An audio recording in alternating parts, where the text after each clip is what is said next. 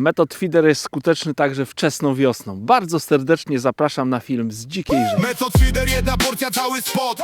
Ryba siedzi w miejscu, nie ma szans na lot. Krótki przypon, szybkie branie, konkret flow. Dzika rzeka, zimna woda, a metoda robi show. Wspólny mianownik na tym łowisku, takie przynęty w odcieniach pomarańczu. Znalazłem dwie. I tu jakaś cząstka, więc być może pomarańczowy kolor tu ma tych hula. Zobaczymy. Piękna nizinna rzeka, gdzieś na Żuławach. Plan jest taki, żeby na metodę łowić pewnie głównie karasie srebrzyste, ale być może jeszcze się trafi jakiś lesz pomiędzy nimi. Łowię już około 2 godzin i no tak nie idzie wszystko zgodnie z planem, bo liczyłem, że dosyć szybko trafią się jakieś ryby. Nie zanęciłem tego łowiska wstępnie, zdążyłem je tylko tak wygruntować mniej więcej na tak około 45 metra, gdzie łowię, czy tam nie ma jakichś zaczepów, czy dno jest przyjazne dla wędkarza, żeby ten podajnik się nie chował. I tak zacząłem wędkować. Dosyć często na początku dużym podajnikiem przerzucałem, licząc na to, że takim regularnym przerzucaniem koszyczka zbuduję to łowisko i będę miał brania. Natomiast no, nie przynosi to rezultatu, więc no, trzeba coś zadziałać, coś musi na tą wodę wpłynąć, żeby może te karasie tutaj zawołać do siebie. Dlatego zaraz to łowisko zanęcę.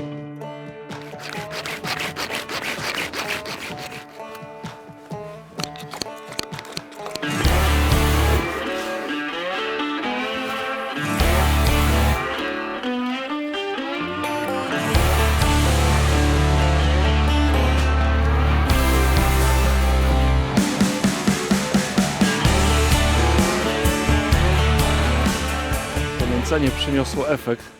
W pierwszym rzucie po zanęceniu nastąpiło branie. Co prawda dosyć późno, bo to zajęło ponad 7 minut. No ale mimo wszystko było branie. Siedziałem myślę, że ze 2 godziny wcześniej bez tego nęcenia. Oj, ryba tutaj weszła w zaczep.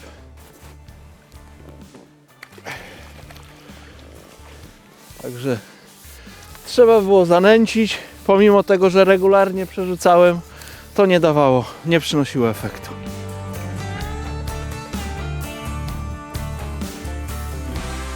Zazwyczaj taką rybę bym wypuścił, ale jestem na wodzie PZW Elbląg, więc tutaj jest zakaz wypuszczania karasi.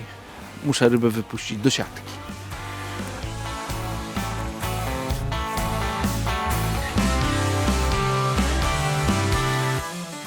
Przynęty nie zmieniam, Spikam Wafter Specials. Ta przynęta mnie zadziwia, działa na każdym łowisku. Do nęcenia przygotowałem zanętę Power Scopex oraz pellet Fin Perfect. Tutaj jest bazowy pojemnik i mam też pojemnik taki podręczny. Jak widzicie, ten bazowy pellet jest dosyć suchy, no i nie klejący, natomiast już ten w docelowym pojemniku ma odpowiednią konsystencję, odpowiednią wilgotność. No i tym nabijam podajnik. Celowo ten pellet namoczyłem w sumie inaczej niż zwykle to robię, bo namaczałem go około 1 minuty, ale po to, żeby on był twardy, żeby jeszcze miał taką możliwość, że przyjmie troszkę wilgoci, bo zabrałem ze sobą atraktory wanilia oraz karp. Wilgotne, takie żelowate trochę atraktory, więc dodaję to do peletu i no pelet musi mieć zdolność, żeby jeszcze tą wilgoć wchłonął. Jakbym go za 2 minuty moczył, no to już by był gąbczasty, już by nie przyjmował wilgoci. Natomiast taki przesuszony, on bardzo dobrze przyjmuje tą wilgoć i dzięki temu też się lepiej klei i bardzo łatwo można nabić go w podajniku i wiem, że ten podajnik gdzieś tam w powietrzu podczas zarzucania mi nie wybuchnie. Dwie na macie, tempo rośnie, wchodzę w rytm. Metod feeder, 1 punkt i ryba już jest w nim. Krótko, celnie, żadnych ruchów na ślepo, dzika rzeka i dokładam 3. w tempo. No i się dzieje.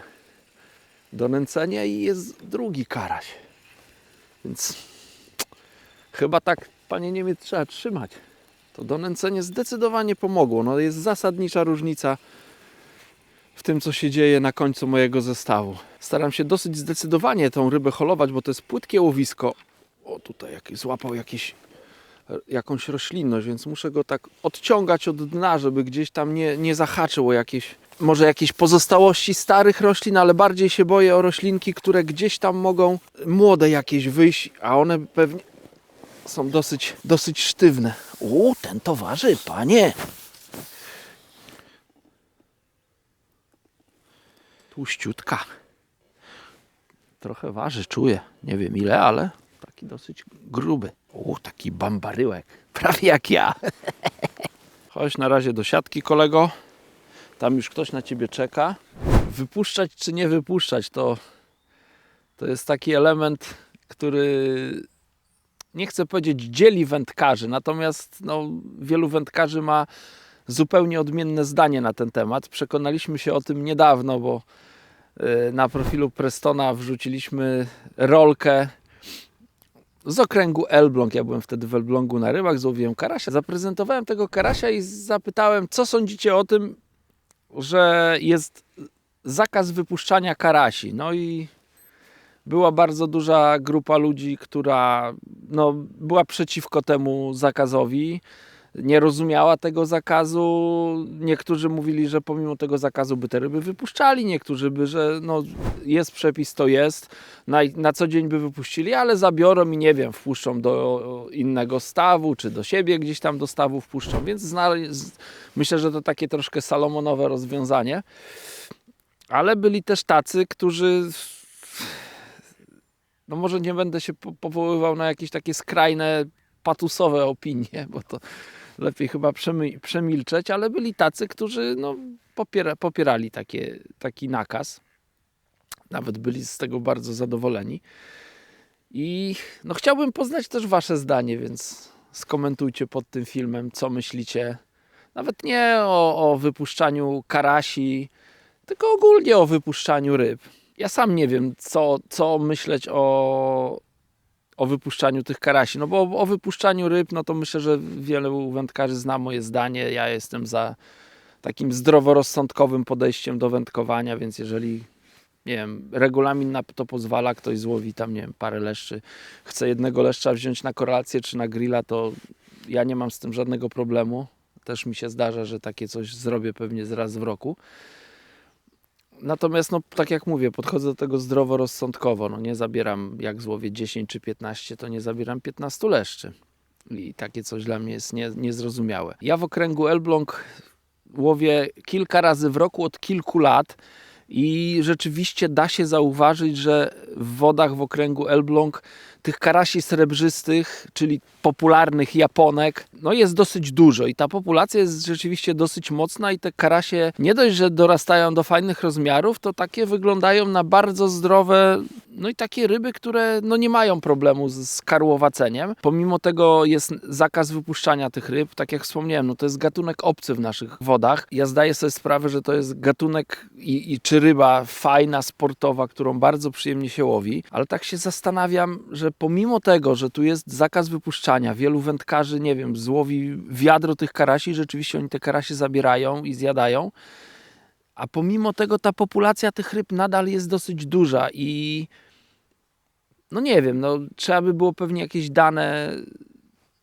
zebrać ze zbiorników, dane bazy pokarmowej, czy porozmawiać z ichtiologami, którzy się tym tematem zajmują. Sam ciekawy jestem, jak to jest z tymi karasiami. Nie mam jednoznacznego zdania, czy tak powinno być, czy nie. Natomiast z jednej strony wiem, że przyjemność wędkowania, gdy biorą karasie, jest duża, bo to są fajne ryby, branie, hol, bardzo atrakcyjne łowienie. Natomiast z drugiej strony tak się zastanawiam, czy ten gatunek obcy jakoś nie wpływa negatywnie na nasze rodzime gatunki, na, nie wiem, pogłowie leszczy, linów, płoci, wzdręg, krąpi, czy nawet innych ryb, które naturalnie występowały w naszych wodach. Myślę sobie, że przez to, że jest ich dużo, one lubią pojeść, więc na pewno uszczuplają bazę pokarmową dla tych innych ryb. Nie wiem, jak jest z niszczeniem tarlisk, czy tam zjadaniem ikry innych gatunków, ale to tak jak mówię, jeśli macie jakieś doświadczenie w tym temacie, jakieś swoje przemyślenia, zostawcie komentarz pod tym filmem.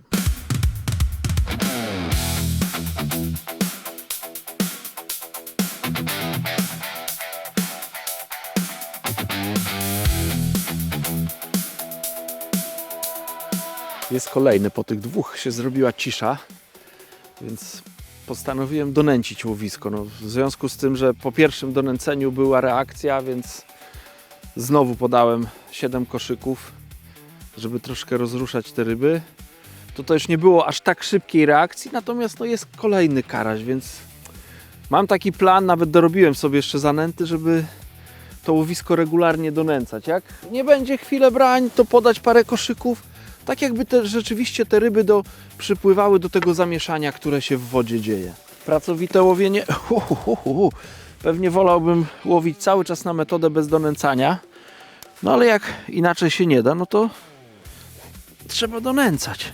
Chodź grubasku, daj mi tutaj się wypiąć. Haczyk bezzadzierowy, więc bez problemu go można wyhaczyć.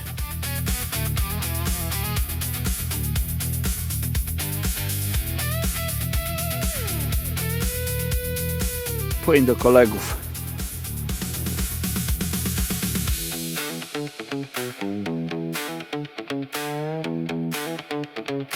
Jesteś przyjaciel? Ciekawa sprawa, bo teraz już jest trochę cieplej, ale nad ranem było bardzo zimno. Zresztą ostatnie dni takie zimne są. Dzisiaj jest pierwszy dzień chyba od dłuższego czasu, gdzie nie ma przymrozku nad ranem. Wydawało mi się, że te karasie będą takie w sensie ospałe, że za dużo tych przynęt nie można im podać. Natomiast wygląda na to, że bez donęcania łowiska, no to trudno by było złowić rybę.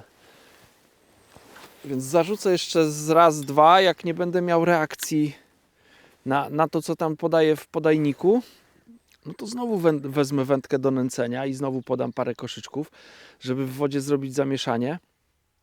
I jeszcze myślę, że ważny jest sposób podania tej przynęty, bo to łowisko jest dosyć płytkie. Ja mam takie odczucie, że podajnik dotyka powierzchni i za chwilę jest na dnie. No to nie wiem, czy tu jest metr wody.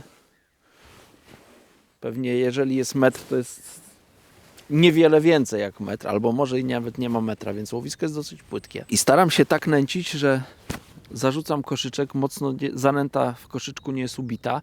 Zanęta z przynętami, bo dodaję też cięte dendrobeny, troszkę białych robaków, troszeczkę peletu i ta zanęta jest dosyć wilgotna i nie jest mocno ubita w koszyku. Jak koszyk uderza o powierzchnię, no to ten koszyk zrywam tak, żeby zawartość wydostała się z koszyka i żeby się stworzył dywan. Nie chcę szarpać, po pierwsze szarpać tym koszykiem po dnie, żeby tam o nic nie zahaczyć, a druga sprawa, zależy mi, żeby właśnie stworzyć taką chmurkę w wodzie, która jest z daleka widoczna i która opadnie na dno i stworzy na dnie dywan. I myślę, że w tych szczątkach roślinności, bo tam gdzie łowię, to jest pełno szczątek roślinności. To nie jest miejsce z czystym dnem, bo co jakiś czas jak wyjmuję podajnik, to widzę, że jakieś kłaczki takie starej roślinności są przy haczyku, przy koszyczku, gdzieś na łączeniu, na jakichś pętelkach, więc dno tam jest dosyć brudne. No i tak sobie wyobrażam, że jeżeli stworzę taki dywan zanęty z tymi przynętami, no to te karasie mogą tam żerować i trafiają na już konkretną kupeczkę mojego peletu zaprezentowaną w podajniku.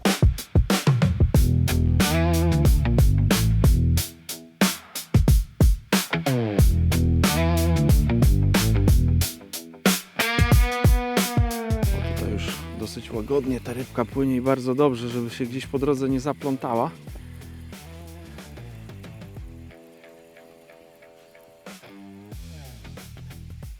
Chodź wariacie. Wariaty muszą się trzymać razem.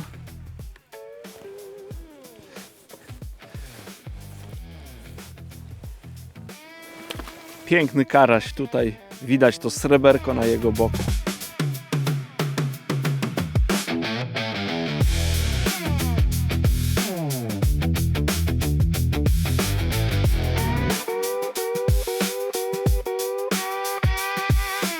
Dlaczego wybrałem metod feeder, a nie feeder klasyczny? Tak się zastanawiałem nad wyborem sposobu łowienia na tym łowisku. Wiem, że dno tutaj w czasie sezonu letniego jest porośnięte bardzo gęstą roślinnością i woda jest dosyć płytka, nawet bym powiedział bardzo płytka. No i ta roślinność zimą obumiera i te obumarłe resztki roślin gdzieś tam leżą na dnie. Zresztą wspominałem o tym na samym początku podczas opisywania gruntowania łowiska. No i chodziło mi o dobrą prezentację przynęty. Wyobraziłem sobie, że jeżeli podaję przynętę założoną na haczyk, łowiąc na feder klasyczny, no to ta przynęta gdzieś tam swobodnie spada w toni i no jeżeli niekorzystnie upadnie w te resztki roślinności, no to może gdzieś tam w tych resztkach się ukryć i ryba może, nawet dobrze żerująca, może tej przynęty nie znaleźć. Natomiast jeżeli podam przynętę w podajniku do metody i podam ją prawidłowo, gdzie jest kopczyk, gdzie na dnie utworzy się kopczyk z peletu i ta moja przynęta będzie jeszcze na tym kopczyku zaprezentowana, no to wtedy to jest taka, w mojej ocenie, dobra prezentacja, taka, którą ryba szybciej dostrzeże niż gdzieś robaczek ukryty w resztkach roślinności.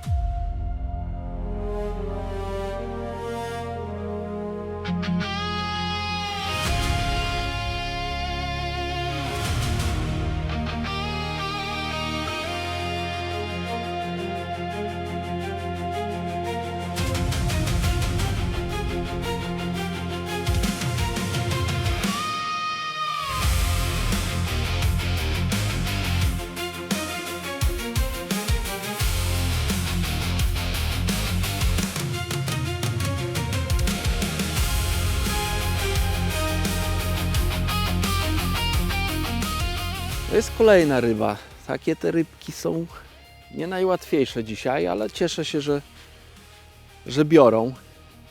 Że co jakiś czas tam tą szczytową ugną. Ojejku, ten to ostro idzie tam na prawo. Nie wiem, czy nie będę musiał drzeć tu na chama przez tę roślinność. No, muszę dosyć ofensywnie. O, sam wypłynął na otwarte wody. Ale mam farta. Dobra, jest już tutaj, mam wrażenie, że w bezpiecznej strefie. Delikatnie, za dolną wargę. O, wszystkie karasie, jeden rocznik.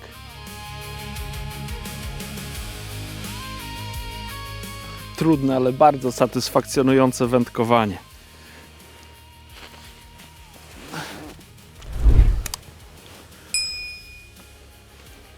Bardzo serdecznie dziękuję, że byliście do końca. Do zobaczenia w następnym filmie.